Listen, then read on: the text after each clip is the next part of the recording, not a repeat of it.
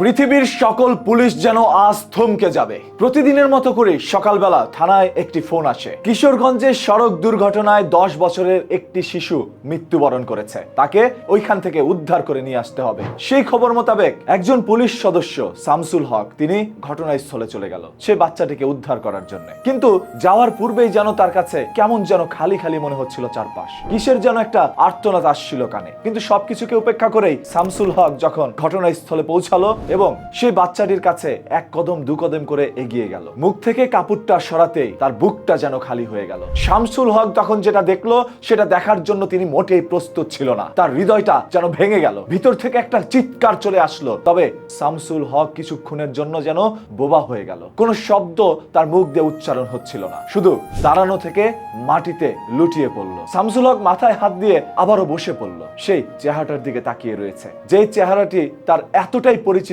যেটা তিনি ভাষায় প্রকাশ করতে পারবেন। এই ছোট্ট সন্তানটির নাম হচ্ছে তুহিন। ঘর থেকে বের হওয়ার সময় এই বাচ্চাটি তার বাবাকে বলে এসেছিল, বাবা আজ বাসায় এসে তোমার সাথে বিকেলে ঘুরতে বের হব। বাবা তুমি না আমাকে বলেছিলা একটা নতুন ব্যাগ কিনে দিবা এবং আজ না আমাকে তুমি ফুচকা খাওয়াবা। বাবাও বলেছিল হ্যাঁ আমি ডিউটি শেষ করে এসে তোমাকে নিয়ে ঘুরতে বের হব। সেই আশায় সন্তান স্কুল ছুটি দেওয়ার পর বাসায় যাচ্ছিল তড়িঘড়ি করে, তখন একটি সড়ক দুর্ঘটনায় তার জীবন যায়। ওই খবর পেয়ে পুলিশ সদস্য যখন আসলো তাকে উদ্ধার করতে এসে সেই পুলিশ সদস্যই দেখলো সেটা দুনিয়ার আর কেউ নয়, সেটাই তার একমাত্র সন্তান, যাকে কথা দিয়ে আসছিল আজ বিকেলে ঘুরতে নিয়ে যাবে। হ্যাঁ সেই পুলিশ সদস্য, যেই পুলিশ সদস্য বসে রয়েছে তারই পাশে। শামসুল হকের কলিজার টুকরো তুহিন আজ আর নেই। একজন পুলিশ সদস্য হয়তো এমন কোন দৃশ্য দেখবে সেটা তিনি কল্পনা করতে পারেনি। যেই পুলিশ সদস্য রাত দিন এক করে মানুষের জন্য কাজ করে গিয়েছে, কত শত এরকম মরদেহ উদ্ধার করেছে, কত ঘটনার সাক্ষী হয়েছে, কিন্তু এমন কোন ঘটনা দেখার জন্য তিনি মোটেও প্রস্তুত ছিল না। তিনি জানতো না যে এই তুহিনী